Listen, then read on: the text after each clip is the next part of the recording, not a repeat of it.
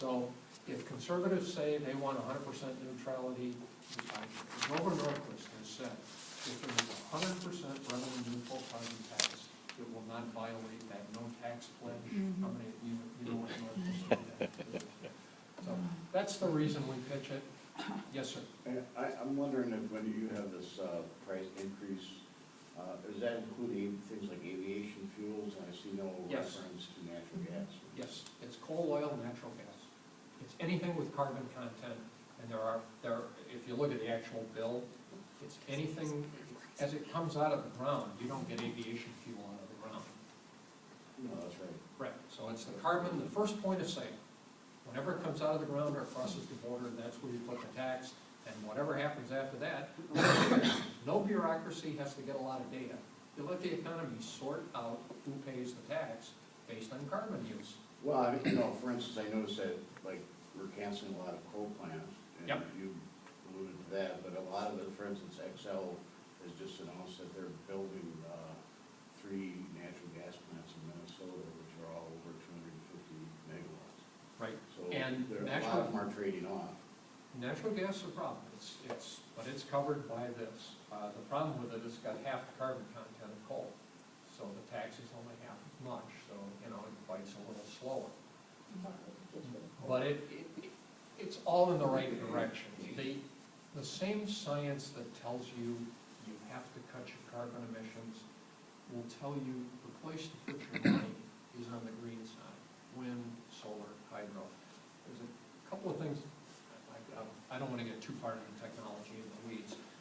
Last thing, one other piece, the border adjustment taxes, you need a strategy, and this is a common concern. What do you do about China, India, countries that don't have a comparable system for reducing carbon emissions? Doesn't have to be a tax, but some kind of a system. And it's what if China won't play the game? What do? Under WTO, you can put on a fee that is based on the carbon content of the products at the factory that the power came from to make that product. They actually have charts like this. I'm not an economist, I've seen the charts. They can tell you how much of a widget, is carbon from a certain power plant in China or India or anywhere in the world.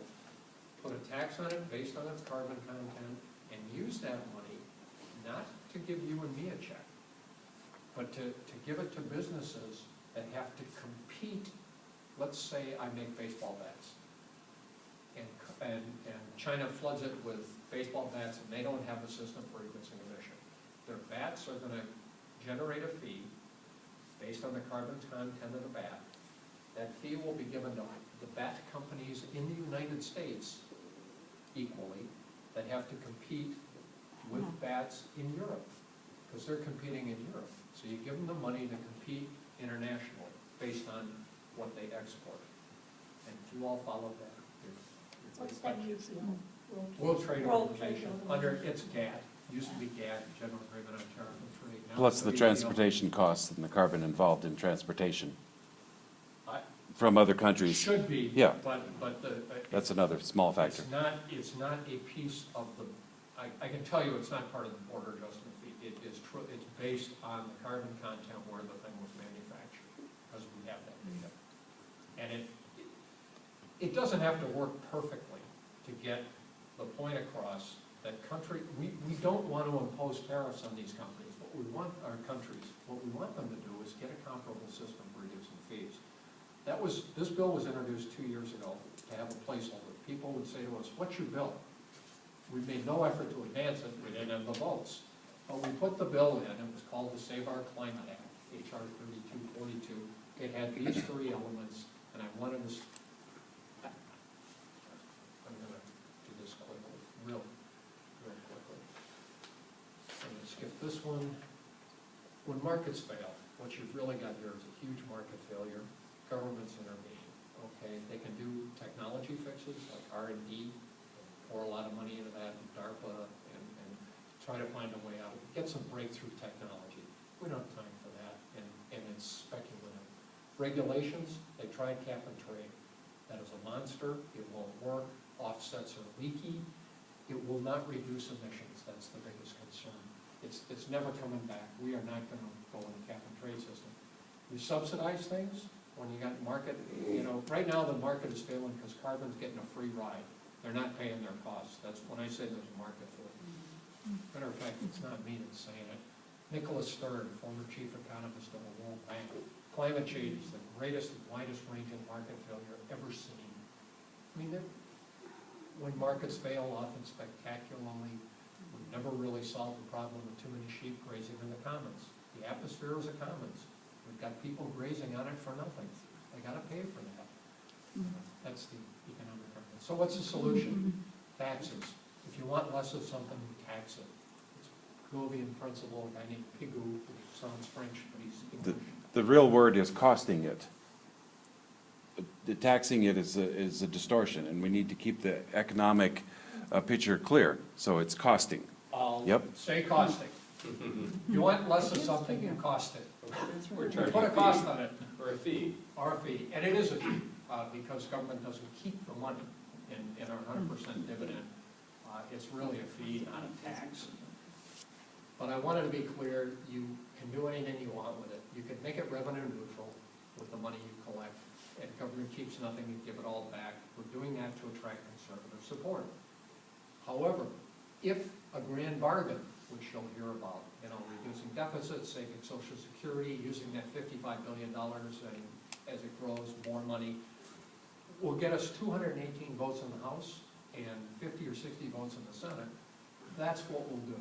I mean, the point is, though, it's going to be, none of these will work when you get taxed. Last thing, how do you catch a monkey? Anybody ever read Zen and the Art of Motorcycle? Way back when you were, yeah. Persig tells a story about how to catch a monkey, and I loved it. First, you gotta live in India, because that's where the monkeys are. You hollow out a coconut shell, you stake it to the ground, you put enough rice in it, and you make the opening small enough that when the monkey reaches in, it can get a fistful of rice. But the opening is so small that with a fistful of rice, he or she can't get her hand out. And you've got the monkey. He's trapped by a coconut staked into the ground. And the natives are beating the crumb and coming to get him. What do you want to tell the monkey? Use take less rice. Let go of the rice, right? But they're hardwired. They're hardwired to value their food more than their freedom every time. And that's why it works. So I tell people, Congressman, you don't want to be a monkey. Let go of the rice here. I know, you think the free market is the best solution, and we do have a market-based solution. But it's a story to get people to open up their mind.